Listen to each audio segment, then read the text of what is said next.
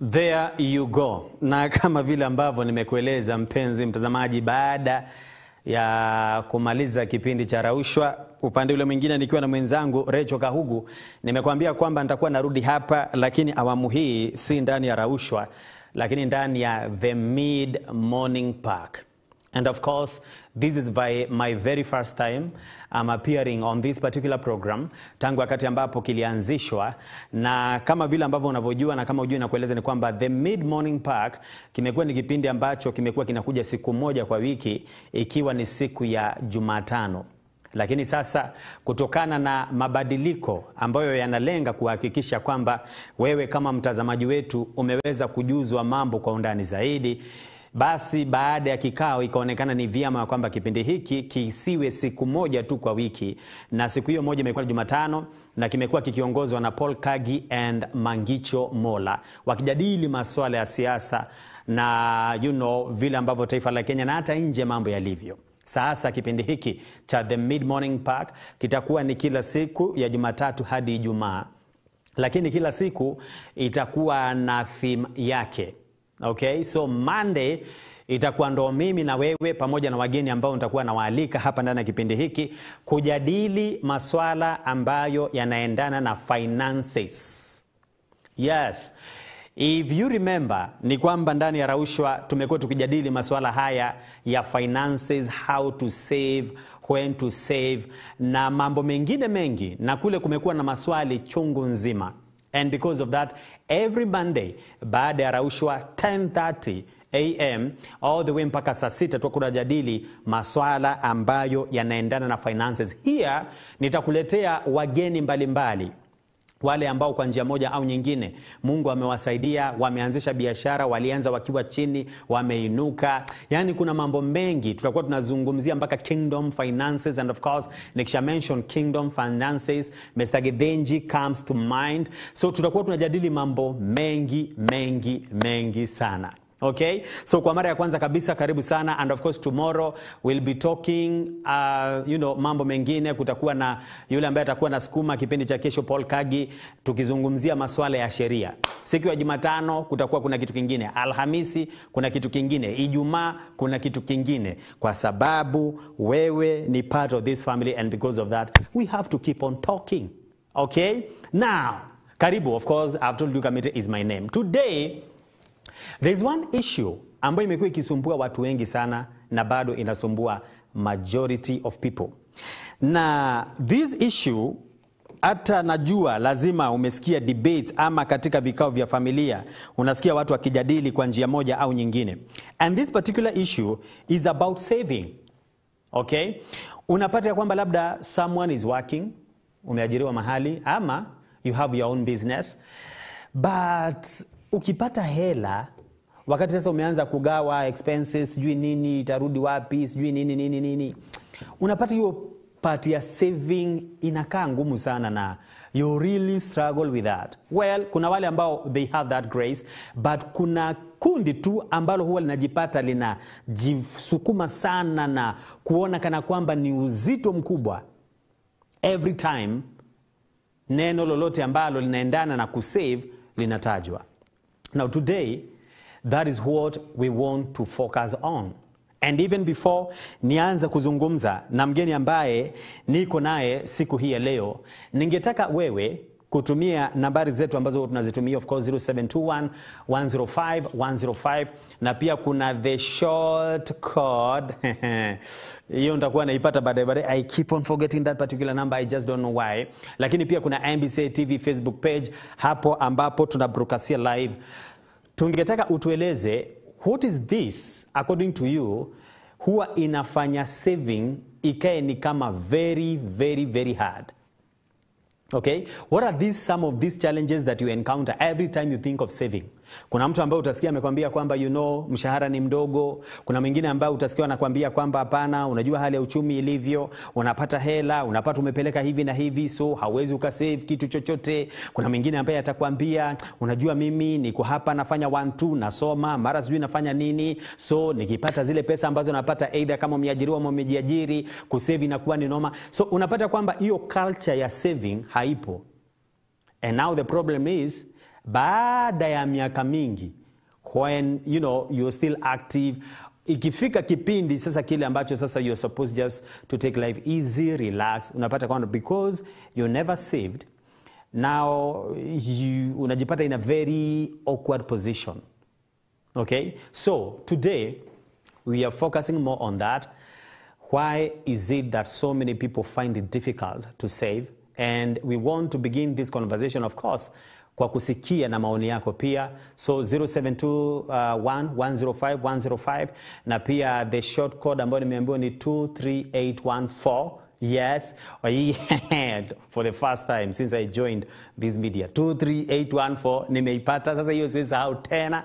Na pia MBCI TV Facebook page, hapo ambapo tunabroadcast live. Tuambie, why do you find it difficult? Ama ni changamoto gani ambazo huwa unakabiliana nazo every time ikifikia ni mambo na saving? Now, niko na mgeni because I'm not alone, kwa sababu ndani ya kipindi hiki sitakuwa nikiwa peke yangu, nitakuwa nakuletea wageni ambao tutakuwa tunajadili haya masuala kwa pamoja.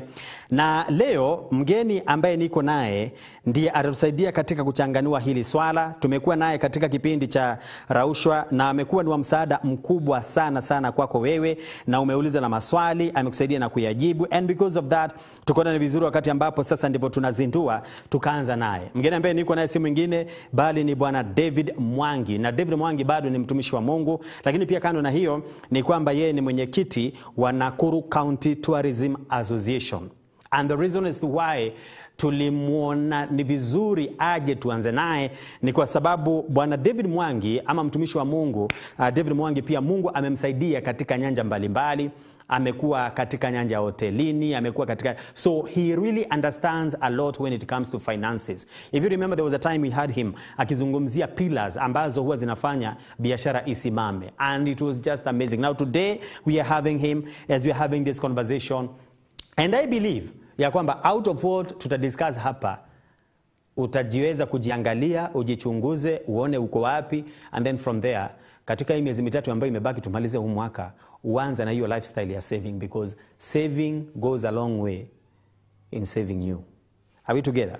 Mr. David Mwangi, mtumishi wa Mungu, chairman Nakuru County Tourism Association. Good morning. Morning. And praise the Lord. Hallelujah. Karibu sana. Asante. Na tumeshukuru sana. Sasa mara hii unanipata pande hii. Ni kweli. Umezoea kunipata pande ile nyingine. Kabisa. Tukijadili masuala mbalimbali. But also it's good to have different programs ambazo zinatackle different issues, because we understand ya kwamba our viewer also ni mtu ambaye angetaka kuwa ama kujulishwa mambo from different perspectives. And we are here to talk about saving. Na unapata kwamba sometimes, you know, kuna watu wengi ambao wana struggle in that area. Na unapata kwamba yes, someone is working, but hiyo culture ya kusave haipo. Na ukimuuliza, why is it that you don't save? Anakuambia, unajua ile mshahara nalipo bwana ni kidogo sana, ama niko na majukumu mengi na nini. You know, according to you, why do you think ya kwamba so many people find it difficult every time it comes to this particular issue? Asante sana bwana Kamiti. Karibu sana. Na congratulations kwa hiki kipindi kipya. Nashukuru pia kwamba umenialika kuweza kuzidua hiki kipindi. Na hili jambo la savings ni jambo ambalo limesumbua watu wengi sana. Si hapa tu, but duniani mzima. Manake watu wengi wanapenda kuishi ile ambayo inaitwa a day at a time. Na tuseme wengi wanataka kujificha kwa imani. Kujificha tu kwa imani. Mimi ni mtu wa imani. Yule Mungu aleta sahani ya leo ataleta ya kesho. Lakini kwa kawaida mwisho hawa watu huwa wanajuta kama haukuweza kujipanga ukaweza kusave.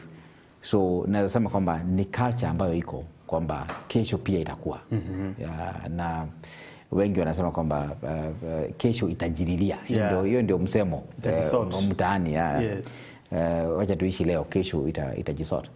Lakini dakika ya mwisho unapata kwamba baada ya kuangalia nyuma, ukifanya kazi muda mrefu sana, unaangalia nyuma unasema ile pesa yote ambayo imepitia kwa hii mikono yangu ni mingi sana. Nini ambayo nimefanya nayo?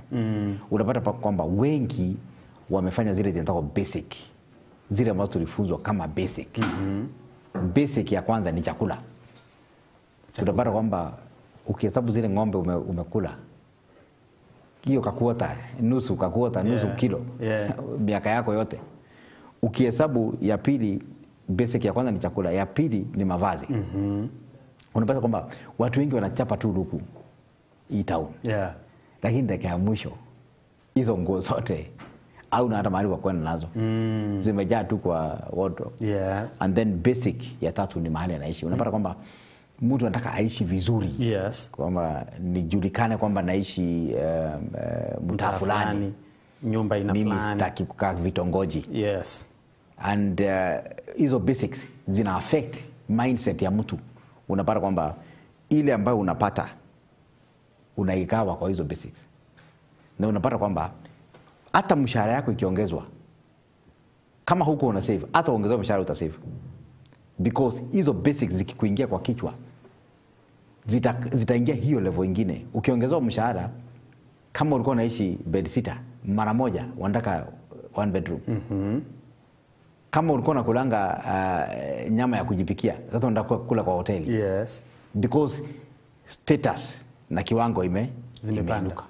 So unapata kwamba huyu mtu hata ukampea shilingi milioni 1, bado atatafuta namna ya kuzigawa kwa hizo 3 basics, na hiyo itakuwa ni kama imeisha. So ni discipline ambayo inakosa. So it is not about what I am. No, it's not. It's not at all. Na ukitaka kujua, uliza watoto. Kuna banks ambazo ziko hii Kenya, ziko na account na kwa ya watoto. Unapata ni a junior account. Na unapata kwamba mtoto wale wamefunguliwa hiyo account anaweza kuwa kikuitisha shilingi 20, 30. Ukitoka kwa shopping, umeingia kwa nyumba, akiona uko na macoins anazichukua, anaenda anaweka kwa hiyo kitu yake. Anaziweka. Wakati hiyo kitu atapeleka kwa bank ifunguliwe, imwagwe hapo, hakuna 10,000 na kitu. Na wewe saa zingine unakosa hiyo 10,000 na mtoto. So is a culture, is not about what you earn. It is measuring what you earn and putting saving as a priority. And there's something that you have said, and that is the saying out there, na kwamba kesho wacha jisort. And kuna mtu ambaye labda ukimuuliza like we umesave ka kitu, huu una save, na nakwambia why should I save? Na save ndivyo. So first of all, unapata labda hata mwenye hasave is because probably they don't understand the importance of doing so. So then that begs the question, why do we save? Or why should we save? Very good question. Why should we save? We save because we want, number one, continuity. I've done my own research. Na nikaona, the reason why most of the people, especially in government, are corrupt is because they cannot maintain this lifestyle outside government. So unataka uamas, usanye kabisa, ili ikuwe kama inertia, ikusukuma kama umetoka. So unapata kwamba continuity haiko. So we normally save so that whatever you have started, the lifestyle you have started can continue, even if there is any shake-up. For example, angalia juzi COVID imekuja. Na wakati COVID imekuja, imeacha watu mahali pabaya sana. Because imekuja imesimamisha watu kazi, biashara zimesimama, umeambiwa ukae nyumbani, umezoea a meal inapatikana ukitoka tu kwenda nje. So umeambiwa karibu mwaka mzima hakuna kazi kwenda. So unapata kwamba watu wengi waliingia into depression. Na ndio maana cases za psychosocial za kichwa, mawazo zikazidi. Most of the cases za divorce zikakuwa accelerated sana because mnaangaliana kwa nyumba. So kuna vile unatarajiwa wewe ndio una provide, na uko tu hapa unaangalia mwenzako. Why? Because kulikuwa na hiyo challenge ya kusave. But the moment you save, then you will have like shock absorbers. In case of any challenge along the way, you are able to continue. That continuity will be there for some time before now you get your balance. Because sisi pia ni watu wa imani, hauwezi kuwa chini milele. So you be chini for some time. Then you get your balance. Na ndio maana unafaa usave ili hata kama una shock, kuna kitu imekushikilia, hauendi chini. And those are the savings. That is number one. Secondly, we save because of emergencies. Emergencies huwa zinakuja. Hali ya dharura. Hali ya dharura ambayo haukutarajia kabisa. You are still earning, but something has happened. There's an emergency in your family which require an attention. So hii attention lazima ikuwe burden kwa ile mshahara ambao wewe kwa ile lifestyle uko nayo umekuwa ukigawa. So hii imekuja imeitisha all of a sudden you need to go outside what you have to a particular pool and get. And we'll discuss more on where to save and how to save. Yes, yes, we will. But let's look at why we are saving. So those emergencies. Then the third thing I would say why we save is because we are aging. Saizi vile ulianza kwa hii studio sio vile uko saizi. No. Ushazeeka Kamiti. Yeah. Yeah. Sio vile ulikuja. Yeah. Kuna watu saizi wanatoka shule, wanatafuta hii kazi yako. Wanakuangalia hivi kwa TV wanasema hii. Anasema hii nafasi ni yangu. Yeah. Hii nafasi ni yangu. I remember some years back tulitembea na my wife. Tukaenda mkutano mmoja ya youth na tulikuwa na main speaker. Tulienda na main speaker kumsaidia some sessions. Na ilikuwa nje ya nchi. Na wakati tulifika pale, watu walikuwa wengi sana, so wakagawanyishwa kulingana na ages. Age this to age this, age this to age this. So youth wakawekwa mahali between age 20 something to 20 something. Na because sisi tulikuwa among the speakers wa hiyo, tulienda tukakaa. Na vitu zikaisha. So mtu mmoja alikuja akamwambia no, you are not that age. Walituangalia tukaona hapana, nyinyi mko kwa hiyo crack. Hawajui sisi ndio tunakuja kuongelesha kule. Ndio tumekaa chini. You are not that age at all. Yes. So tunatukalia rise. Kumbe hiyo age tulipita. Inaonekana tu. Hiyo age inaonekana tu. Hawezi ficha. So yeah, because you are aging. The energy ambayo uko nayo sahi hautakuwa nayo kesho. So you need to save because what you can do now, you may not be able to do tomorrow. So wakati energy inaenda ikiisha, ikipungua, then it is the savings ambazo umekuwa nazo. Yeah. And tutaangalia hiyo because saving is not only money. It's not only money. Oh. Sio pesa tu. Ni hizo savings ambazo umekuwa nazo ambazo zitakusaidia to remain relevant na maisha yako iweze kuendelea vizuri. The fourth one, we save because we are increasing. Saizi labda kuna mtoto mmoja, huyu mtoto ako nursery, PP something, PP1, PP2. So unapata kwamba school fees ni kidogo, wengine hata ni bure, inalipwa na. But the more hawa watoto wanakuwa, the more mnaongezeka. Huko na watoto kadhaa na pia wanakuwa kubwa. Unapata kwamba majukumu yanakuwa mengi sana. Yeah, yanaongezeka. Ile chakula ambayo ilikuwa inakuliwa kwa hiyo nyumba inaongezeka. Wakati mnaenda hata town, hiyo fare peke yake, mkipanda hiyo matatu unapata iko juu. Na mnataka kwenda pamoja. Hata kwenda kanisani. Kutoka tu muende kanisani. Kuna gharama.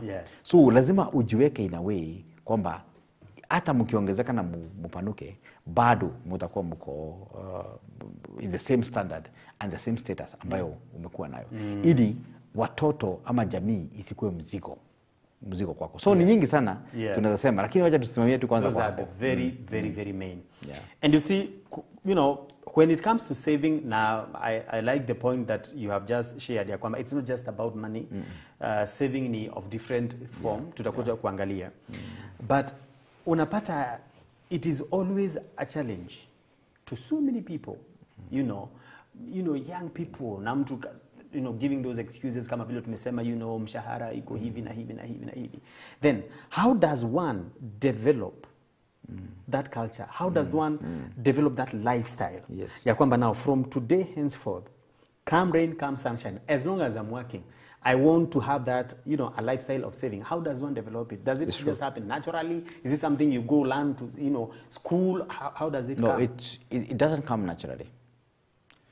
Saving culture is a deliberate effort. Deliberate. And it's painful. Kusave iko rahisi. Because you have to make conscious decision that my life depend on this saving. Because Mungu pia sio mjinga. Wakati Yesu alikuwa anapeana ile mfano na akasema kwamba kuna tajiri mmoja ambaye alikuwa anatembea, akaacha talanta 5 kwa mmoja, talanta 2 kwa mwingine na talanta 1. Wakati alirudi akapata wa 5 ako na 10. Wa 2 ako na 4. Wa 1 aliificha. Alimwambia nini? Heri ungeweka kwa bank. Heri ungeweka kwa bank ingezaa. So it is a culture that should be deliberate, kwamba chochote ambacho niko nacho nikizalishe, na kama ni kusave, you must decide useme among my budget, and this is now the way, personally the way to save is to do your budget. Biblia inasema kwamba nani huyo ambaye anaweza jenga nyumba na akose kukaa chini apige hesabu? Yes. Nani? Ati unataka kujenga nyumba na usipige hesabu, hiyo nyumba You just haitaisha. start building and you Yes. don't care. Biblia inasema kwamba hiyo nyumba haitaisha. So for you to save, Yes. you must come up with a budget, because you can only save what is there, not what is not there. Utasave kenye kiko. Not what I'm thinking. No. Wewe sema ati kuanzia kesho na save zao. Iko wapi? Lazima uende uandike budget. Na ndio maana unakuta kampuni zote duniani zinaraniwa na budgets. Yes. Yes. Dunia mzima. Every company at the beginning of the year they have a budget, at the beginning of the month they have a budget. Hata sisi kwa hoteli unapata kwamba tuko na budget kiasi fulani. Unajua kwamba hii mwezi tuna target based on our capacity. For example, utaenda upate kwamba hoteli ambayo iko na rooms for example 100, na hizo rooms zinalipishwa shilingi 5,000 kila room. Utaita watu wako uambie hizi room 100 na kila room per night ni 5,000. Ni pesa ngapi hiyo? Unapiga 100 times 5,000. Unaona? Unapata hiyo ni 500,000 zikijaa. Unasema siku za mwezi ni 30. Wachana ile moja kwanza. Siku za mwezi ni 30. Kwa 30 multiply by 500,000, unajua kwamba hapa tuko na 15 million. Maximum. Yes. Budget ni 15 million. Tunasema tu work na ngapi? Ni ngapi tunaweza jaza? Huyu anasema 50%, huyu anasema 65%, huyu anasema 70%. Unafanya average. Unasema for now our budget is 70%. So unapiga 15 million divide by 70%. Unaona? Unapata inakuja maybe milioni kama 10, Yeah. 11 hapo. Tunasema kwamba target yetu, budget yetu ya hii mwezi ni milioni 11. Haya, tunahitaji pesa ngapi kupata hii? Because hii itakuja bure. Yeah. Lazima tuwe na input. Tunahitaji pesa ngapi? Tunaanza kupiga sasa percentage. So unafaa upange maisha yako useme, mimi for example nalipo shilingi 10,000. Na nikilipo shilingi 10,000 kwa siku, kwa mwezi, ni kwamba 10,000 ndio maximum ambayo niko nayo. Then lazima nijue ili nipate hii 10,000, budget yangu cost ni ngapi? Kuna transport. Yes. And that's why I normally tell people, if unataka kusave, make sure you don't live far from your workplace. Usifanye kwa hii studio Na na unaishi Njoro. Sogonoi. Yeah. Yani you will waste time kuamka usiku. Yeah, because you have to wake up very early in the Yes, morning. very early. Magari ni kungojea na mvua. Yeah. Na sasa hii El Nino inaanza. Yeah. Ni mvua. So utakuwa kwamba hata uko productive, you will not be able to save. Because sometimes kumekosa gari, umepanda pikipiki. Ile ambayo ulikuwa umejiraimii kwamba ni shilingi 150. Hiyo siku ni pikipiki ama taxi inaenda 500. Yeah, yeah. Imeenda imeaffect your budget. Haikuwa hapo. So you need to live not far From your workplace. Ndio maana angalia Wahindi. Wewe umeona Muhindi mashamba? Hapana. Hapana. Si wako hii town? Yeah, na wanaishi kwanza karibu CBD. Yes, wanatemea mguu. Because they know it helps your convenience and it helps your cost. Yeah. Where you live. Ndio maana unapata kwamba mtu akipigwa transfer, unafaa uhame ukaribia hapo. Si kusema kwamba mimi napenda area fulani. It's not about what you like. Ni mahesabu zile unapiga. So don't live far From your work. na kule ambako unafanya kazi. Don't live. You will not be productive. You will not be productive. Mimi hata naambia wafanyikazi wangu, unaishi wapi? Unasikia mtu anakuambia naishi sijui wapi. Ukipiga hizo kilomita ni 20. Unajua huyu hata kwa productive. Anafika kwa kazi amechoka. Already tired, yes. Amechoka. Akiona mvua hivi na angalia saa. Hiyo siku imeisha. Hiyo siku imeisha. Yeah. Lakini mtu mwenye anapiga tu kona moja hapo, unapiga tu akipiga tu binja akienda. Yeah, hababaiki. Anapiga tu binja akienda. Yeah. So it is important to live close. That will help you. Because that is a component. Is a component kwa ile 10,000. Because kama unalipa 10,000, you should know a percentage of transport. Yani transport percentage ya hiyo inafaa kwa kidogo sana. Most of the time kama ni 10,000, chunga sana. Ufai ikienda sana hata 50 bob. Hata 50 ni pesa mingi. A percentage of that 10K. Yes. Hata 50 shillings is a lot of money. Is a lot of money. Kama mshahara wako ni shilingi 10,000. You can look for a way. And then when you are identifying the place you want to live, ili uweze kusave, lazima ujue kwamba means ya transport ni one way. Because hii nyumba si yako unaishi. Ni kukomboa unakomboa. Inamaanisha uko town hapa. Haya, assume unafanya kazi Pandile ya Langalanga. Lakini umeamua unataka kuishi maili 6. Yeah. Itabidi kuja town. Tena. Na unaweza kuta kwamba hata sio maili 6 kwa barabara. Unachukua kama pikipiki kakutoe kwa lami. Inakuwa kwa lami, unachukua gari, inakuweka town 50 bob ingine. Naona 50 bob tena unatoa hapo 50 bob ingine mpaka huko chini. Wanfinje. So utapata kwamba huyo mtu hapigi hesabu. Ati mimi napenda sita. Sita ni mahali pazuri. But if you work in town, you can easily go to Maili Sita because it's town service and it's one way. Naona? Ukiangalia Maili Sita ni mzuri sana because ukiishi town, nyumba zako sio bei kali. Na nyumba na gari ni moja. Lakini mtu mwenye anafanya kazi pande nyingine ya Ponda huko chini. Ponda ama pande ya kwenda Ikaton. Kwa nini uishi Maili Sita? With all due respect. Ama unafanya kazi pande ya Fureria na unataka kuishi Ronda Ngambo.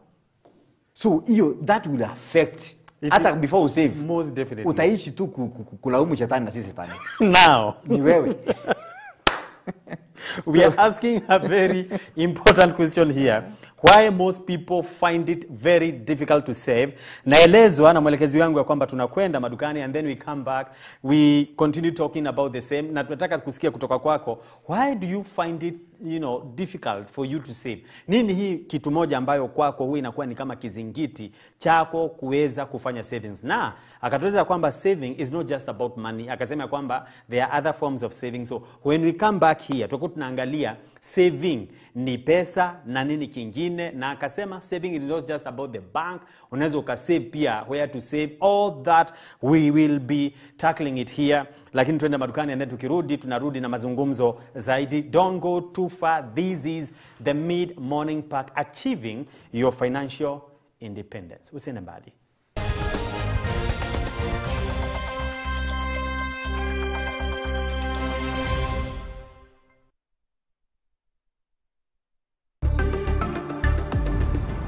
MBCI Television, transforming lives. Hi there, my name is George Washuri, CEO Optiven Group, and I'm very excited to introduce Ushindi Gardens Nakuru. This property is developed by Optiven, and we are doing compacted maram roads. We plant the trees, fence the property. What's unique about this property? It's only 1.2 kilometers off the highway and 18 minutes from Nakuru City, the pink city. So please call this number 0790 300 300. Optiven, we have you covered. MBCI Television, transforming lives.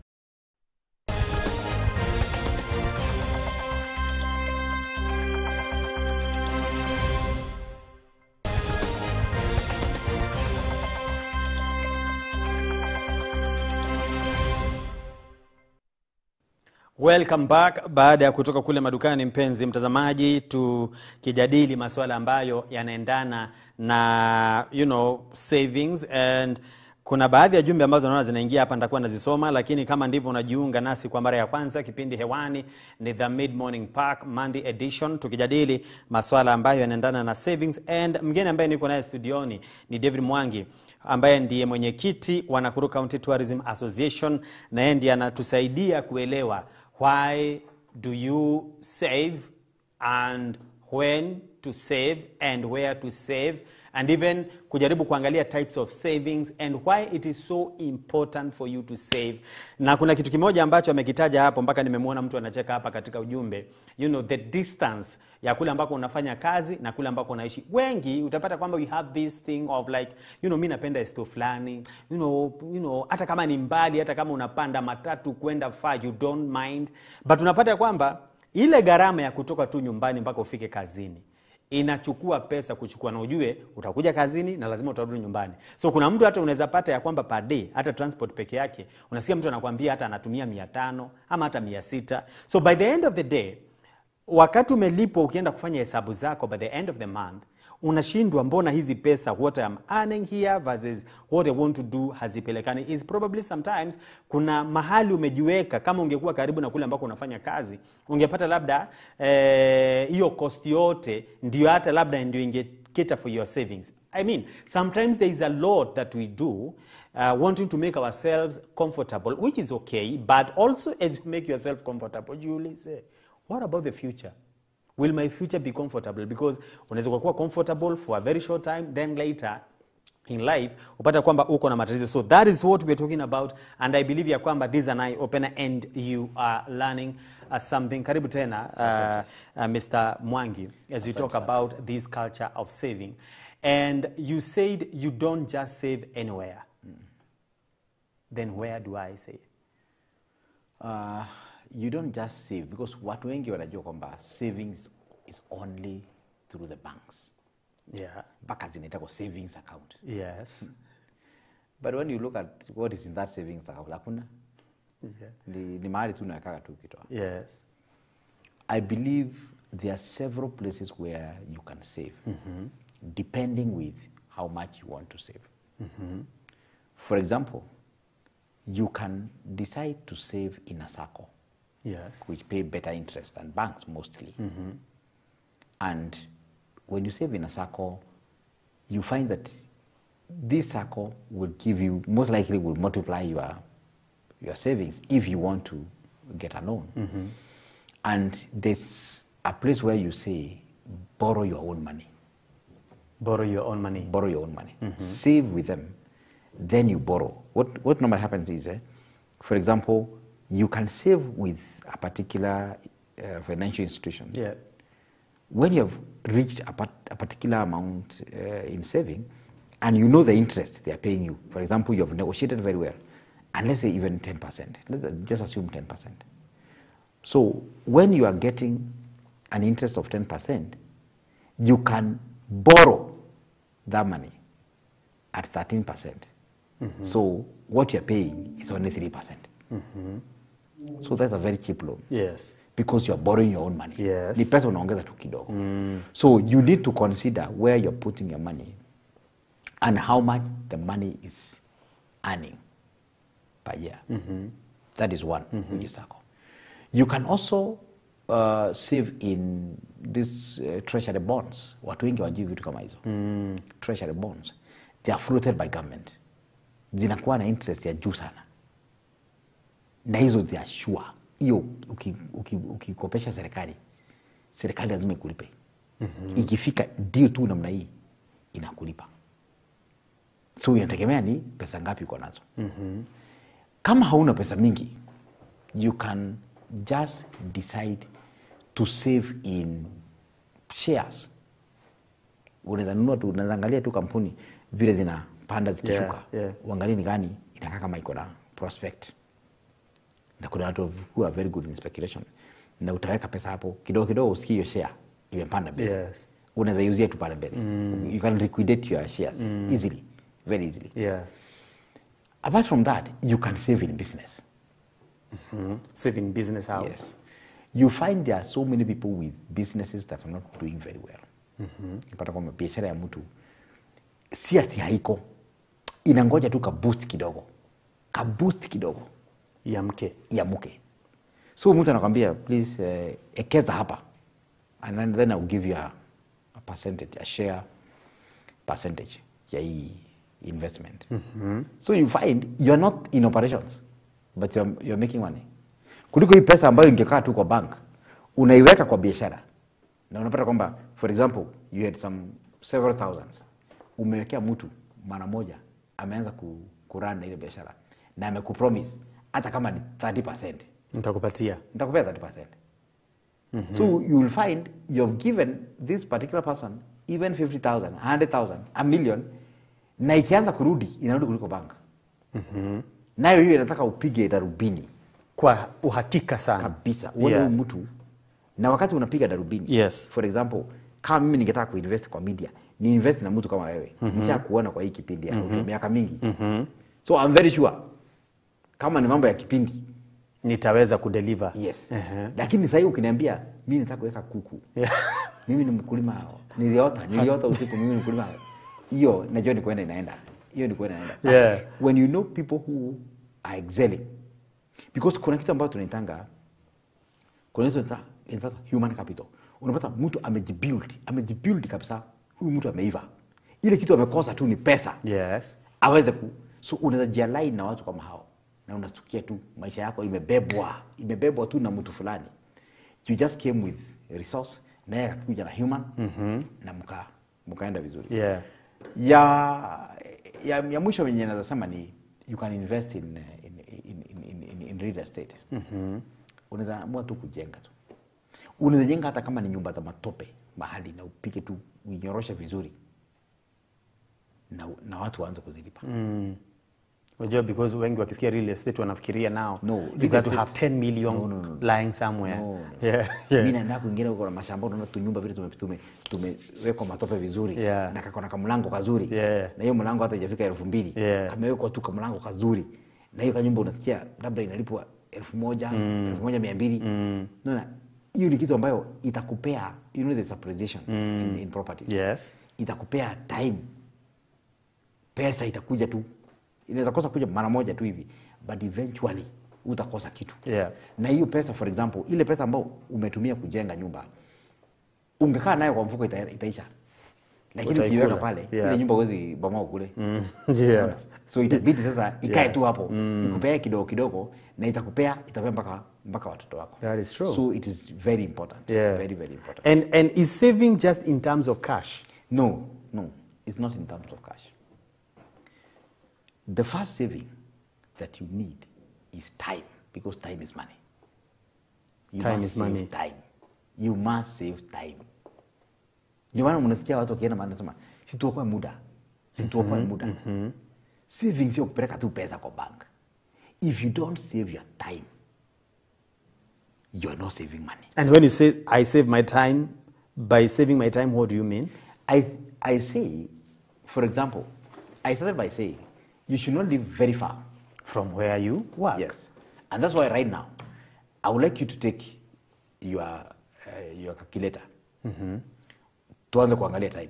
Tuseme, you have everybody in the world. Yes. Whether uko pop, ama uko queen, ama uko king, ama uko tu mtu wa jua kali. Yes. You have 24 hours.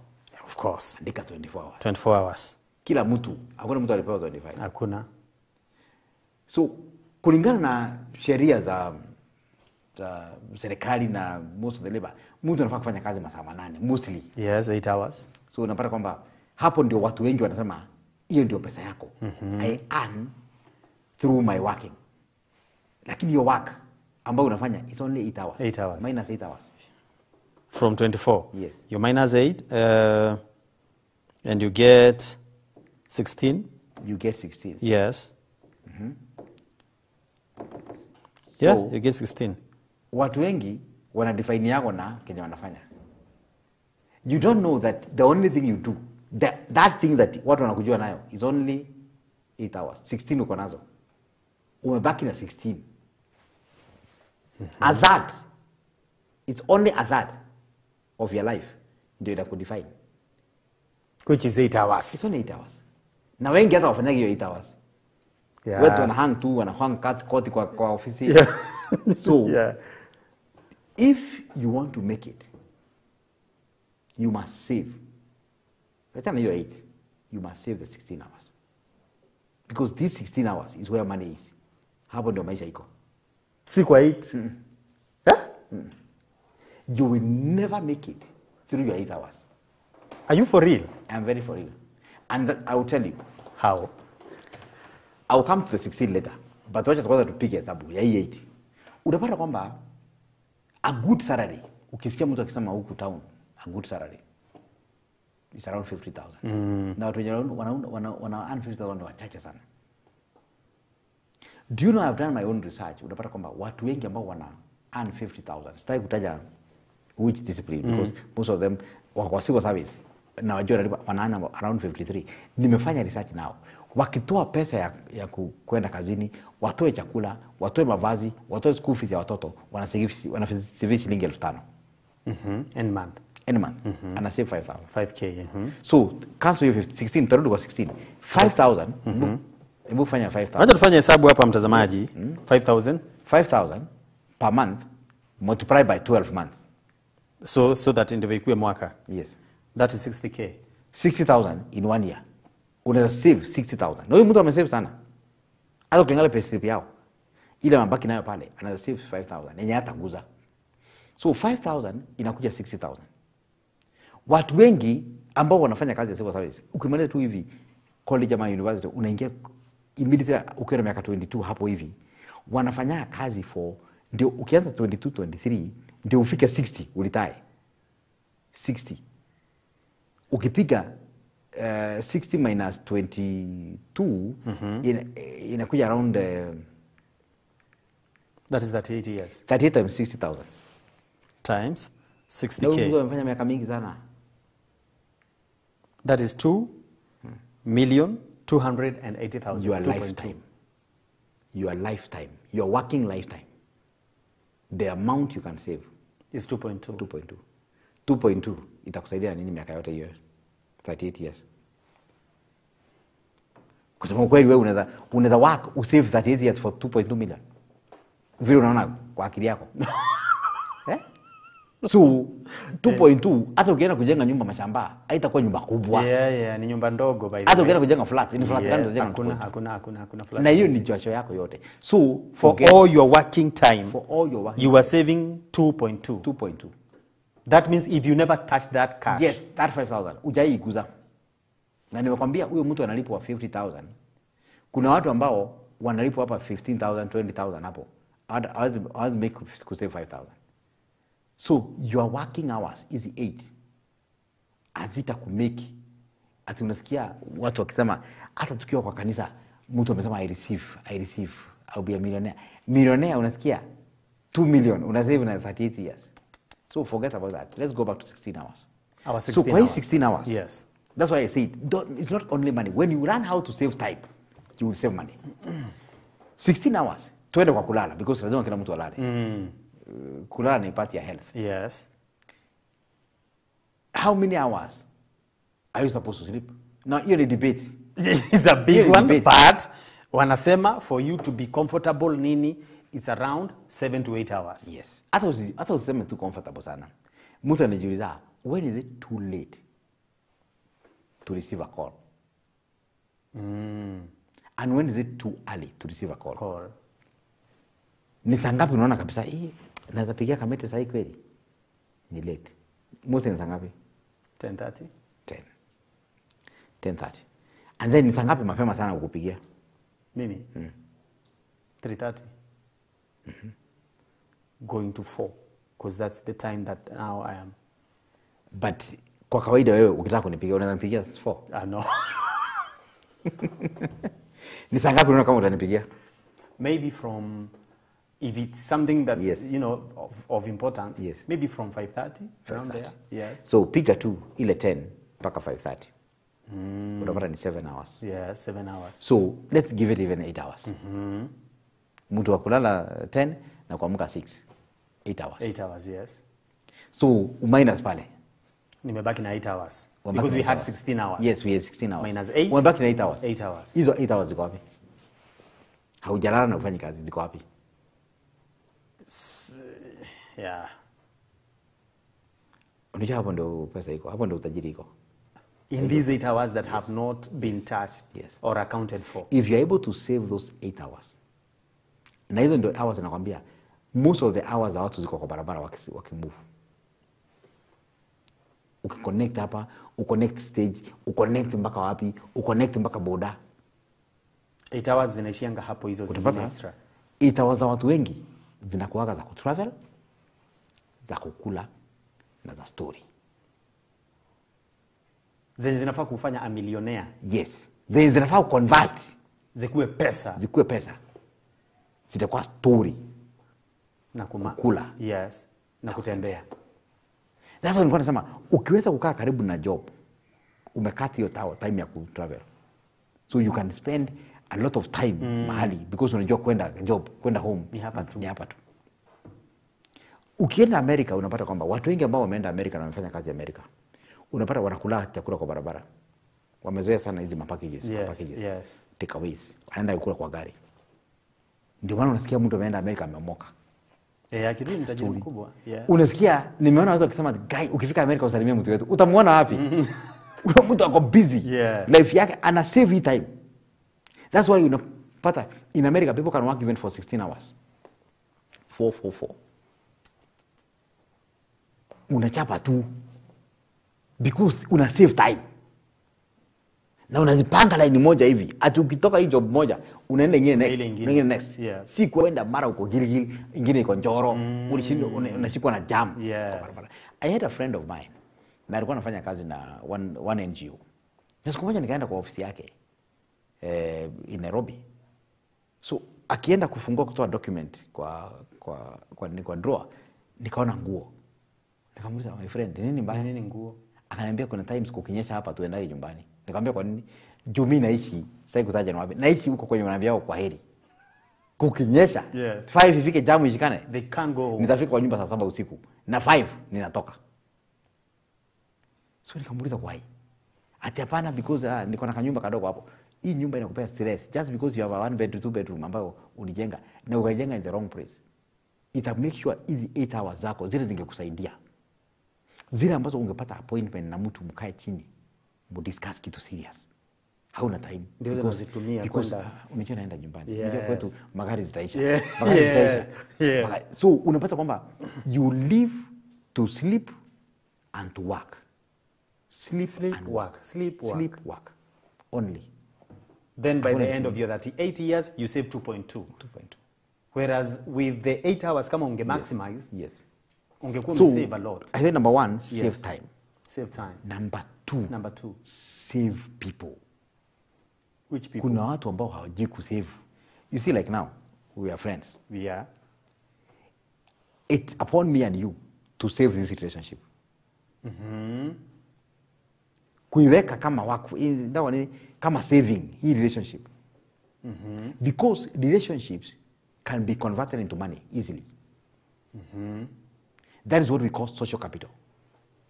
Yeah. You don't have money yourself, but the people around you who believe in you have that money at that time. That's why unapata kwamba mtu akiitana ukiwa na kaisho kidogo tu watu wanatokezea. Yes, wengi. Wengi wanatokezea. Why? Because you did not only save money. You saved people. Saved people. You saved relationships. Lakini kuna watu ambao wameharibu relationship everywhere. Alikuja hapa MBCI ameharibu kuna kila mtu.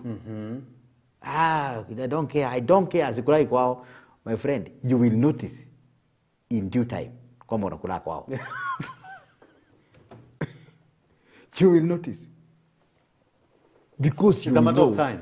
There's something that they say in my mother tongue that I don't know ido. Watu ndio vitu. Watu ndio vitu. Naye mzungu akasema kwamba time is money. So kuna time na watu. Kuna watu. Ni vitu. Time ni vitu. People are also resource. So it matters 100% how you're dealing with people. Yes. And for what reason? Yes. And the company that you keep. The company and how you manage relationships. How do you manage relationship? Because sometimes wakati shetani anataka kukuangusha, ata make sure umekosana na kila mtu. Even those who are supposed to help you, your helpers. Utawatusi. Kwendeni, I don't Ndani care. kabisa, mtaniona hii town. Yeah. hawatakuona. Hawatakuona mahali. Utaonekana wapi? Eh? And you see, when people trust you, when people have confidence in what you do, you only need to give them something and they'll buy. Yeah. Unafaa tu uambie tu, siku hizi nauza maji ya chupa ndio hii. They'll buy. Yeah. Not because of the water, because they want to support you. Because of the relationship. Yes, they want to support you. There are people who benefit more out of relationships than out of business. Because a relationship is a currency. And a strong one then. Is a currency that you can use to buy. And that's what the Bible says. Come buy without money. Come buy without money. Yes. So ask yourself, how are you supposed to buy without money? It's through relationship. these people. It's relationship. It's how you have related with people. So this issue of saying maisha ni yangu, you know, I choose what I want to do, when and how, shouldn't apply if you want to make it. If you want to make it, mind relationships. You don't need to have everybody in the world. Yes, you don't. You only need to have valuable, because every relationship should have value. Every relationship should be value adding. Every relationship. So does it mean you can have so many people, but again, nothing? You can have so many people who have no weight. Who have no weight at all. And one most important thing to note, Kamiti, is that when you are, there are three types of people: mentors, peers, and protege. Wale wako chini, wale mnafanana, mnatoshana, na wale wako juu. You find that most of the people you spend time with ni wale mnafanana. The peers. The peers. Na hawataifurahi ukienda juu. Waache. How? Unadhani watafurahi ati unahama, unaenda kuishi kwako, una gari kubwa na vioo nyeusi? Cinema bishte, see, they will celebrate my way. Who will celebrate? Who will celebrate? The Bible says the heart of a human being is desperately wicked. Wivu inakuwa among your circles. How? Kwani ni huyu tu? And you see, I'm talking of something that I have encountered. Hata mimi mwenyewe. At times, unafili kitu kimekuja. Ni Mungu tu na neema ya Mungu inafanya mtu overcome. Kikitu unaona tu mumeapia mahali mtu amekuja amepack kitu hapo kando. Yeah. Kuna kitu inakuingia tu unasikia kama ni maji umemwagiliwa. And you're like yani ni hivyo. So kuna mahali unaweza pia anafsini. Kuna mahali unaweza pia the way you appear unasikia mood imechange. Lakini ukuje umenyeshewa na matope kwa miguu. Karibu sana. Mko tu sawa. Yani mko tu sawa. So you need to know who you have. Get some people who are valuable. People who will charge you. People who will challenge you. Get mentors. Yeah, people who will challenge you kabisa. Mtu ambaye atakuja kupigia makelele akwambia nini mbaya na wewe. Unafikiria ama ufikiriaje? Sio kusema naona vile anitusi. Unaenda kwa mimi best. Wana vile ameniongelesha. Huyo ndiye alikuwa anakusaidia. Mabesi wanaku encourage for nothing. Muishi tu pamoja tu hapa. Mkicheza kadi. Yes. So money, time, people. Hizo zote zinafaa ziseviwe. Ukuwe na account ya watu. Account umesave watu. Unajua when I need this kind of support ni mtu fulani. Ni kama unamtoa kwa bank. Kuna time unajua mimi nikihitaji time fulani. Time yangu na Mungu utaipata. Ndio hii. Wakati unafaa kuwa kwa maombi ndio huyu wanapanda matatu. Yeah. Uko kwa barabara. You did not calculate your time. You did not save your time. And majority of us fall under that category. Kabisa. Whereby we think time is only between the 8 to 5. To 5. Kumbe kuna masaa mengine manane even after sleeping yenye haijaguzwa. Kuna manane yenye ujui unafanyaga nini nayo. Na hapo hiyo ndio itakudefainia. Hiyo ndio utajiri. Hiyo ndio utajiri. Utajiri kwao. Wow. Mtazamaji, kama vile ambavyo unafuatilia hapa, I don't know if you're really getting it, and if you're getting it, what is your as, kwa sababu hapa kuna kuelimishwa kwa hali ya juu. Kuna mtu hapa ambaye anasema, Kamiti and the guest, thanks for the mid morning pack. Mimi niko na shida moja, once nikisave hata pesa kidogo ninapatanga tu ninashinda nikiifikiria, mara ya mwisho naenda naitoa na ninaitumia. Nitapata tu excuse yoyote ile ya kutumia hiyo pesa. What can I do? Huyu ni mtu ana savingi, lakini akishaweka kitu mahali hawezi concentrate na kitu kingine. Anashinda akifikiria tu venye anaweza tumia hiyo pesa. So anauliza what can he ama she do so that aweze kuavoid hiyo, na akisave inakuwa ni savings. Unajua watu wengi wakisave bado macho yao na roho yao inakuwa tu hapo. Yes. Na Biblia imesema where your treasures is, your heart will be there. So unapata kwamba hiyo yao sio saving. Hiyo sio saving. Hiyo ambao unaenda unatoa sio saving. Ni storage. Hiyo ni storage. Ni kustore tu, umestore mahali. Hauja save. Because lazima kuwa disciplined. Disciplined. Na unapata most of the time the reason why wanaenda kuitoa is because they are living beyond. Kuna beyond the means una live. Just because umeona pesa yako akona kitu fulani hata wewe unataka. Si hata ataniona, si tuongoje next week. Hata mimi nitokelezee. So utapata mtu akikuwa na nguo kama hiyo, unaona anaguza hii ni linen. Na hakuwa na mpango, lazima aende aitoe, aende akashoneshe. Ndivyo hata yakuja Yeah. make a statement ya kwamba I can afford these things. Yes. Yeah. So unapata wengi it's peer pressure. Yeah. And some things ambazo zinaitwa impasse. Yeah. Impasse. Yeah. Umeenda tu umesikia product mafuta, yani mara moja tu unakimbia tu na expo promo. Kitu ambacho hata ukutarajia. Ushaingia hapo. Yeah. Na ushalipa. Ukishafika kwa nyumba unaona kumbe za siwezi saidia. So lazima wa make disciplined conscious decision ya kusave. Another one hapa ameuliza swali very very important, akauliza now that we are saving, tuna save ndivyo finally tufanye nini? Because if I save mpaka retirement, hiyo pesa nikiwa mzee itanisaidia. Is it not better kutumia hiyo pesa while I'm still young? No, ni swali mzuri kuitumia, but unaitumia namna gani? Ndio maana nilisema when you are saving as you live. Yeah, you're saving as you live. Yes. So you are living.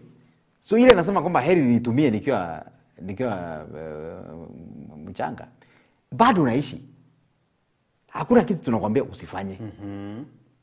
Na hakuna mahali nisema kwamba uishi kwa mahandaki ndio usave. You still live. Yes. But within your means. Just follow the statement I said. Your life also depend on it. Make your life depend on it. Because like now, your life depend on food. Ndio upate nguvu. Yes. Kwa hivyo hata ukitaka itabidi ukule tu. So you should make sure kwamba your life also depend on this saving. Anauliza why should you save mpaka uzeeke? Nilisema mwanzo energy ya mtu inaenda ikipungua. Yes. The more unazeeka, the more unafaa reduce activities but you still earn. Na ndio maana nilikuwa nasema ukiwa na kitu ambayo inaweza generate, unafaa, for example, there's a book called mwandishi mmoja ambaye anaitwa Robert Kiyosaki. Robert Kiyosaki aliandika vitabu kadhaa, na one of the books ambao watu wanajua sana ni The Rich Dad Poor Dad. Hiyo ndio inajulikana. But aliandika kitabu kingine inaitwa The Cash Flow Quadrant. The Cash Flow Quadrant. Akasema kwamba in cash flow, the first level ya cash flow is employment. Hii ya 8 hours. Yes. Hiyo ndio ya chini kabisa. The second level is self-employment. Self-employment. Kujiajiri. Bado na wewe ndio unamkiaga, but uko na freedom kidogo. Hauna mambosi wa kusema yes sir. The third level is business owner. You own a business. Una own biashara. Unapata kwamba sio ujiajiri, biashara ni yako, uko na watu kadhaa, so you can get more time to be away. And biashara bado ina run. And then the last quadrant is investment.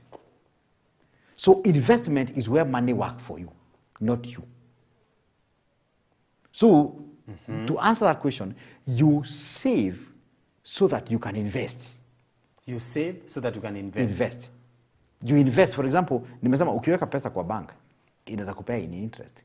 So you don't need to be there na jembe ulime nje ya bank ndio upate. So unaweza kaa tu kwa nyumba tu.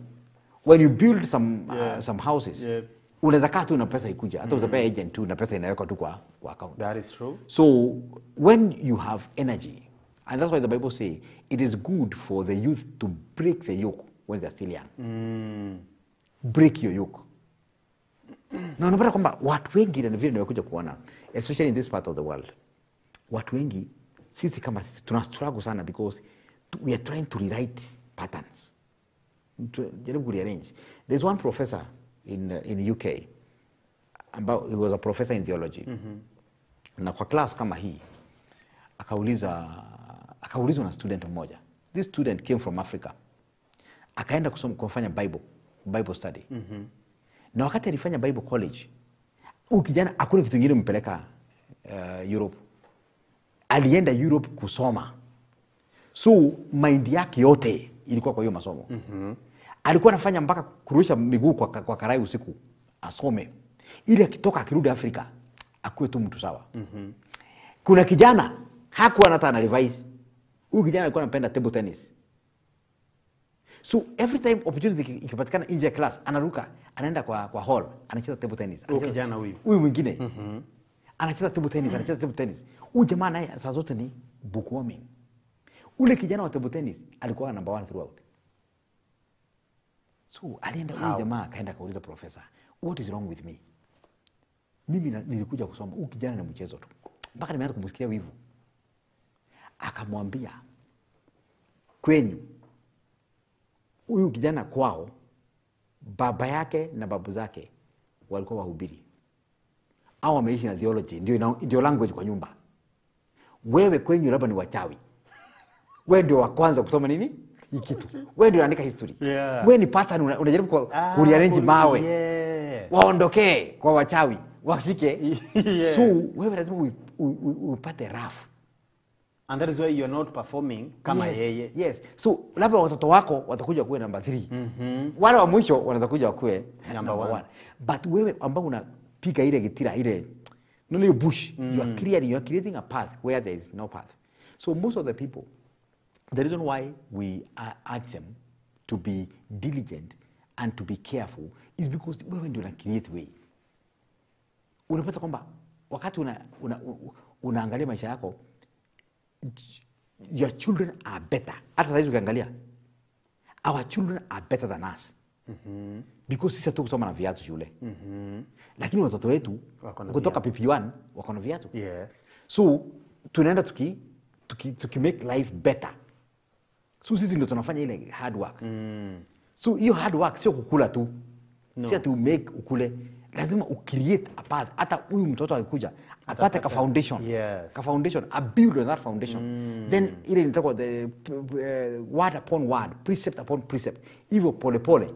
Then watasema yenyewe kuna ka generation fulani hapa. Kuna ka generation. So we have a responsibility. And that's why an Englishman said, this world, we have borrowed it from our children. And our children will borrow from their children. So ni ya kuachania. You are supposed to live your life better than the way you found it. You found it. You are supposed to leave a legacy better than your parents. Not worse. Not worse.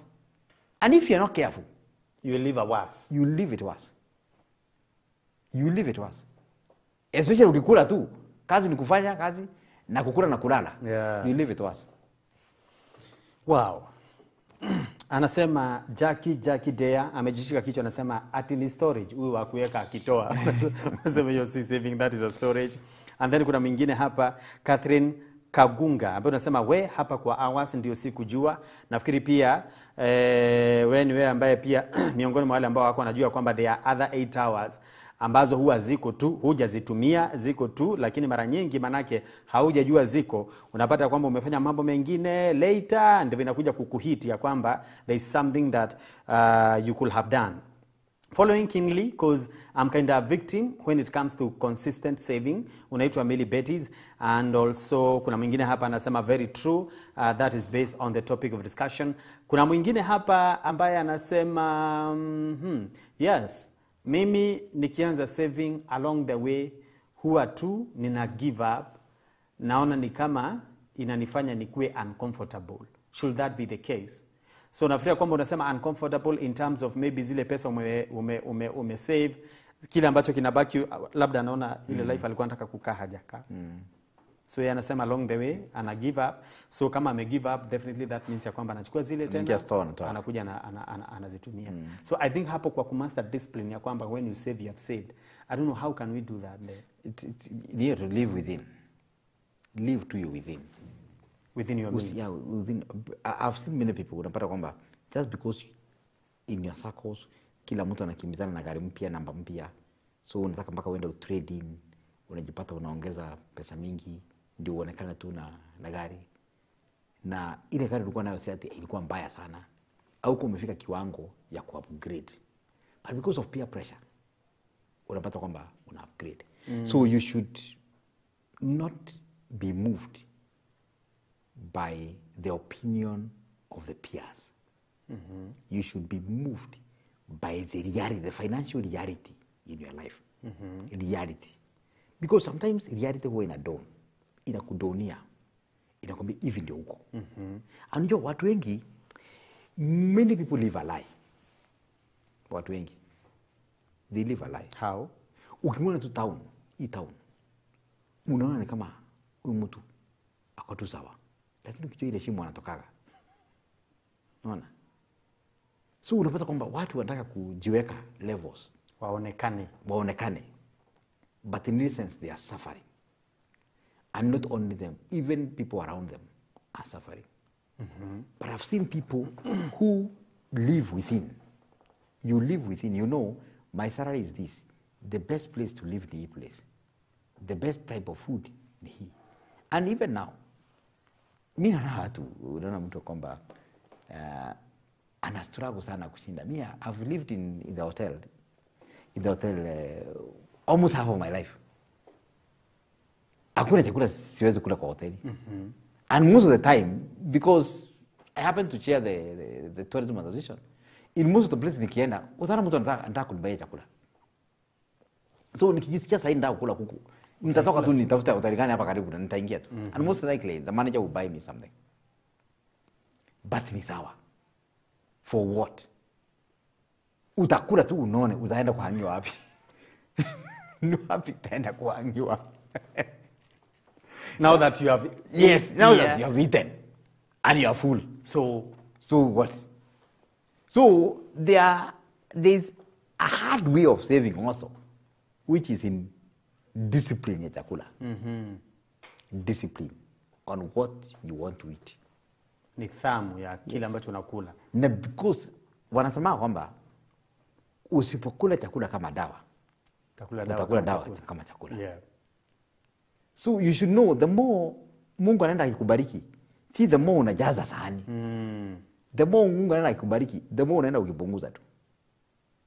So that umaintain hata mwili. Yes. Because kuna watu hata hii town unaweza jua kama akona kazi ama ana kazi. Depending na vile mwili yake inakaa. Yeah. Mkikutana tu utajua amepata kazi. Huyo ako kazi. Yeah. Yaani vile yako tu. Yeah. Vile tu. Lakini kuna time unaona tu mtu vile yako. Hai huyu ni kama na ukimuuliza unasikia kazi imeisha. Kutoka Januari. Yeah. Inaongea tu. Yaani the body. So mtu kama hata save aje. Yeah. Kama priority ya kwanza. Na unajua umeandikwa kwa Biblia kwamba hata ingia mbinguni. Yeah. Gratonus hata ingia mbinguni. So mimi sitaki kukosa moyo ama uhai kwa ajili ya chakula. Yeah. So discipline is key. It's very key. Okay. Mwingine hapa anasema when someone is earning a very small salary ya 7,000 kama mfanyakazi wa nyumba, how do I save that surely? Is there kuna unaweza sema this is too little to save? No. Kwanza wafanyikazi wa nyumba wanakuwa wazuri sana. Why? Ni vile tu atuwapatani pamoja tunaweza ongelesha kama semina. Because wako kwa nyumba. Because unaweza pata kwamba almost ile pesa anapata ni net. Unajua ako na opportunity ya kusave kuliko hata mtu mmoja analipo. Wacha huyo 7,000. Huyo 7,000 anaweza save better kuliko mtu 20,000. Because huyu mtu ana transport, anaishi kwa hiyo nyumba ndani. Wacha ule tulikuwa tunasema uishi karibu na kazi. Huyu anaishi kazini. Huyu mtu anakula chakula ya huko ndani. Yeye ndiye anapika. Yeye anapika. So anakulanga chakula ya huko. Huyu mtu ana masafari. Juu kazi yake ni hapo. Kazi yake kwa hapo. Anajifunga leso tu na akaa hivyo. Anaamua tu kuvaa tu kinguo fulani kama kia kazi. Na akue tu hapo. Ni wapi matumizi iko? Labda anasomesha nyumbani nini vitu kama hizo. Ndio Maybe nasema ako na mtoto. yeye anasomesha, hata ule mwenye anafanya kazi ya 20 anasomesha. So it is possible ukae kwa huyu mwajiri na usave pesa. And then nyumbani wale kama una save, kama unalipa shilingi 7,000, mtoto wako for without due respect hata kwa Kingdom Academy. Sio kweli? Unless mwajiri wako anataka kulipia. So lazima upeleke mtoto mahali penye unajua Where you can afford. School fees haitakuwa mzigo. Na kuna mahali ambapo unapata kwamba school fees sio haiko, mostly ni tuition ama chakula kidogo sana. Na mtoto anatoka mguu anaenda shule na anarudi. The distance ni karibu. Distance. Yeah. Ni karibu, hakuna kushinda kutuma transport ama na nini. So unapata kwamba kwa huyu wa 7,000 na mwezi unaweza uliza hao watu mwezi yao inaisha haraka sana. Si hapa tu hapa Afro Cinema kupika. So mwezi inaisha tu date 15 date 16 mwezi imeisha. Si kama wewe unapiga hesabu ya vile utaandika ma report hapa, vile utafuta watu. Yeye hakuna. It is something that is called is recurrent. Ilivyokuwa jana hivyo mpaka leo. Kuamka, kufua, kuosha, kupika, kulala. Kuamka. Yani it is something umeiperfect so much. Hii nyumba unajua nikianza kwa ile kona within 1 hour nimeizunguka hii nyumba. Hizi nguo najua hata ni gani. Najua hata ni omo naweka hapo na soak for a few minutes. Mara moja, mara zingine nimeweka kwa mashini, nimeshaziweka kwa kamba. So unapata kwamba huyu mtu anaanza jisevia time. Na hapo ndio wanajibuilding. Mimi huwa naambia wasichana ujibuild, ulearn, uweze kusoma. Because you have a lot of time. Most of hizi nyumba ziko mpaka na internet. Learn. Anza kusoma, jibuild capacity, capacity build. Because it's good to mention this. If you want to save, you must make sure that you have multiple sources of income. Multiple sources of income. Multiple. Kenya hii ni Kenya deals. Tofauti yako na kuomoka ni deal moja tu ijafika. Deal moja. It is not something very good because inafanya watu wakae tu, ndio wana watu wengi wanaenda betting. Wanaenda betting. Yes. Because wanataka tu kuomoka. Na ukiona mtu mwenye ameshinda pesa ya betting, most of the time kitu ya kwanza yenye huwa ina change in lifestyle. Sio investment. Ni lifestyle. Gari, nyumba, cladi. Yes. Unaenda unapeleka gari hapa Subaru, unaipeleka hapa nini? Inawekwa ile ya kupiga sauti na nyuma. So hiyo ina change tu mara moja. And that's why I normally tell people there's a difference between riches and wealth. Biblia inasema kwamba riches zinaweza ingia wingi, zinaweza mabawa na ipotee. Riches. But wealth iko solid. Wealth, for you to be wealthy, what is coming should be far much more than what you're using. You balance. Nilikuwa nakwambia kwa budget. But kuna watu ambao wako na pesa lakini vile zinakuja ndio zinatumika. Unapata kwamba huyu mtu ana survive na loans, ana survive na ikiingia imetoka. Yes. That's why ukiangalia most of the celebrities in the US kama sasa kuna hii nyumba ambayo ilikuwa very popular, ilikuwa ya boxer kwenda Evander Holyfield. Hii nyumba imechange watu kadhaa. Imetoka hapo, I think imeenda kwa Mayweather, imeenda kwa mtu mwingine, sasa hizi ni hoteli. Because hiyo nyumba ku-maintain sio rahisi. Walikuwa nasema cost ya ku-maintain hiyo nyumba ni karibu milioni 10 pesa ya Kenya kila mwezi. Kila mwezi. 10 M to maintain a house? Yes. A garden is ni maeka. Rush garden. So, unapata kwamba hata kama ku-maintain nyumba ni milioni 10. Na huyo mtu ukisikia akwambia mimi nani 15 million per month. Si ni pesa mingi sana. Lakini unaona 10 imeenda through maintaining your nyumba. So you can be rich but you're not wealthy. You are rich but you're not wealthy. But wealth ni wakati whatever is coming vis-a-vis whatever is going. Whatever is coming nakuja na mfereji. ile inatoka na matone. Inakuja ikiwa nyingi, lakini ile inatoka Ni kuna vile matone. ambavyo Yes. Anasema, hello and good morning. I love this conversation. There is so much that we are learning today as far as saving is concerned. I like that point ya kwamba hakuna pesa ya chini zaidi ambazo mtu hawezi akasave. Shida ni kudevelop hiyo discipline na kustick to it. I have tried saving severally but I just don't know what happens. Najipatanga tu nimerudi kwa ile njia ya kawaida. From today I promise to be a different person. Unasema unaitwa Olivia kutoka kule Nairobi. Thank you Olivia.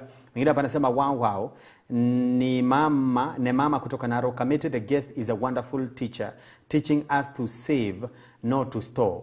Sikujua najua sikuwa najua mambo mengi. Ndivyo unavyosema hapa. Mwingine umetuma emoji za kucheka. Unasema mimi ni hao wa kusave lakini by kesho niko nayo vibaya sana. Kumbe nakuanga nikistore. I'll start saving by God's grace. Asante hata kusema lako jina. Mwingine hapa anasema that's a very wonderful topic, hata ikiwezekana ikiwa na continuation wakati mtakuwa mna discuss tena. Mwingine hapa anasema hello, thank you, that message was for me. I have learned a lot today. Saving is doable. You only need discipline. Yes, discipline kama vile ambavyo tumeweza kuelezwa. And then there's another one here ambaye anasema mid morning park committee and the guest, that is wonderful. Ni vizuri kufunza watu the reasons why lazima waweze kujiangalia. Don't live beyond your means trying to make a statement, because the people that you're trying to make a statement to don't even care, kwa sababu pia na wao wanasumbuliwa na mambo yao. Mwingine hapa anasema ya kwamba that point of investing people is a very powerful point. Kuna watu wenye wanajionanga kama hao ni island, then when something happen wana realize ya kwamba they don't even have a single person wanaweza wakapigia waweze kusaidiwa. Save on time, save money, but also save people as well. And then mwingine hapa anasema it's a good topic, I like it. Saving people, I never knew such a thing existed, but leo nitaanza kujichunguza zaidi na hata kujua ni watu wagani ambao nawaita marafiki. And you see hapa Mr. Mwangi, most people don't really watu wengi wakwangi keen na wale watu ambao wanajihusisha nao na their inner circle. Mtu unasema tu maisha ni yangu, my life is my choice, I do whatever. Then later that's when you realize ya kwamba kuna mtu labda Mungu alimtuma in your life. Yes. Akuwe a destiny changer, but because you are not quick kugundua na kujua na kujialign, unapata ume end up kwa pale. So the bottom line as we wind up ni kwamba we can save and we should. Yes. And not only money. It's not an option. It has to happen. Yeah. You have to save money, yes. You have to save time. Save time. And save people. And as you have said, I would say it in 3 ways. We have 3 types of capital. Yani, rasilimali, yes. Rasilimali. Aina 3 ambazo zinaweza kusaidia maishani na uomoke. The first capital ni pesa. That's why you need money. Ndio maana nakwambia hii masaa 8 hii inaweza kupea pesa. Yes. Sio ile extra ile nimesema. Yes. The second is human capital. Human capital. Nimeona watu wengi ambao they don't grow. Hata ukimuuliza unafanyaga nini? Hata wenyewe hawajui. Mimi nangojea kitu yote tu. Yeah, nangoja tu. Hata ukiona akikuja kutafuta kazi kwako anakuambia unaweza nipea kazi yote. Hakuna kazi inaitwa yote. But unapata kwamba with time you only need to get into one line. Ukiona tu Mungu amekusaidia uingie hiyo line, perfect that line. Yeah. Apostle Paul said, this one thing I do. This one. Make sure kwamba umejulikana na hiyo kazi. I perfect to the best of you. Kabisa. Yani wewe kama ni wa makaa, wewe unajua mpaka miti. Ukiangalia makaa hivi hata kama iko jikoni, unajua ile miti gani. People will trust you because they can bank on you. Yes. Hiyo ndio tunaitanga human capital. Human capital. Watu watakuhitaji based on what you can deliver. Yes. Utapata kwamba when they are looking for a plumber, watajua plumber wa hii area ni fulani. Huyo connect mapipe ni hivyo. You're good. So that is also a resource. Yes, it is. Ni rasilimali. Kwamba hata kikiumana uko sure kuna mtu atakuita. Hata kikiumana namna gani. Wewe unaye madaktari wengine. Ako hii hospitali, ako ile, ako hii. Yeye anakaa tu. Simu tu Akijua zinapigwa. Zinapigwa tu. Yes. Wanaitwa doctors on call. Yes. Simu tu zinakuja tu. So it is good for our viewers to be careful on what they do. Watu wanakujua na nini. Ujulikane tu na kitu fulani. Jina lako likitajwa. Yes. Kama wewe tu ni mtu wa kanisa, julikana tu na kitu fulani. Hata kwa hiyo kanisa. Sio tu kwamba wewe unaenda kanisa. Yeah. Ujulikane tukihitaji maombi hapa. Call brother so or sister so. Kuna ndugu fulani. Yes. Maombi yake ni direct. Tukihitaji neno hapa, scripture. Call so and so. Huyo ni walking Bible. Julikana, si usiende tu kanisa ukae chini. Julikana na kitu fulani. Lakini sio story. And then the last one, after money, which is the resource capital, human capital, then we have the social capital. Social capital ni nani anaweza kuamini? Who can trust you? Like And the this people is- now I deal with. Yes. Yeah. And mostly inakuanga jina yako ikitajwa nini inakuja kwa mind ya watu. Unasikia tu jina imetoka. Huyo sawa tu. Sawa tu. Yaani watu that is social capital. Moyo yake ni tu kama ndio nimeona. Wewe ndio mmechagua. Sawa. Kwa hii committee it's dead on arrival. Dead on arrival. Ati imekufa tu ikianza.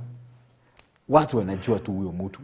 But when people have capital, social capital, Yes. unapata tu they start something like this. Hivi tu and people support it. In a peak. People support it. Because you are a trustworthy person. Yes. Tukimalizia because naambiwa ni chini ya dakika 3. Anasema the guest for Financial Monday unasema Mr. David Mwangi, unauliza kama vile ambavyo unaweza kuwasiliana naye, atatuambia kabla ya kuondoka hapa. And then kuna huyu ambaye anasema please saa hii sitaweza kuuliza hili swali, maybe kama kuna platform utaweza kumpata, he will be in a position to do so because I have less than 2 minutes ndivyo tuweze kumaliza. I know this is one interesting conversation that we are having here about achieving your financial independence, and of course through saving not only money but you save time, save money and save people, as we have been told. What will be your parting shot, Mr. David, as far as saving is concerned? Looking at that camera, and if you can share maybe your contact, well and good. Thank you so much. Mine is to be very happy for this conversation about saving. And I know we have discussed a lot. I would categorize the three equally: money, people, and time. Yes. Equally. And I will urge our viewers to go and ile tunaita SWOT analysis: strength, weakness, opportunities, and threats. Okay. Yani ujiangalie maisha yako, uone kwa upande wa pesa ni kama ni kweli sija save. Labda naweza save time nipate hiyo pesa. Ama naweza save watu fulani, au watu fulani wani connect hapa na pale. Yes. Ati wasikie kuna opportunity waniite because nime save your relationship. Yes. So I would like to urge our viewers to do analysis and audit of their life. Okay. And not focusing so much on money, Yes. but on things that can bring money. All right. There you go. Sina mengi ya kusema manake naelezwa kwamba muda umekatika kabisa. Ningetaka tuendelee na zaidi but kuna kipindi kingine of course lunch hour na tuko katika wiki ya maombi. Kwa hiyo God bless you so much. The first mid morning pack ya Monday Financial Matters. Next week tutakuwa na mgeni mwingine discussing something else. Na Mungu akubariki sana. Tukutane kesho ndani ya Raushwa tukiangalia mambo ya mahusiano, and I believe it's going to be a very wonderful conversation. Kwaheri.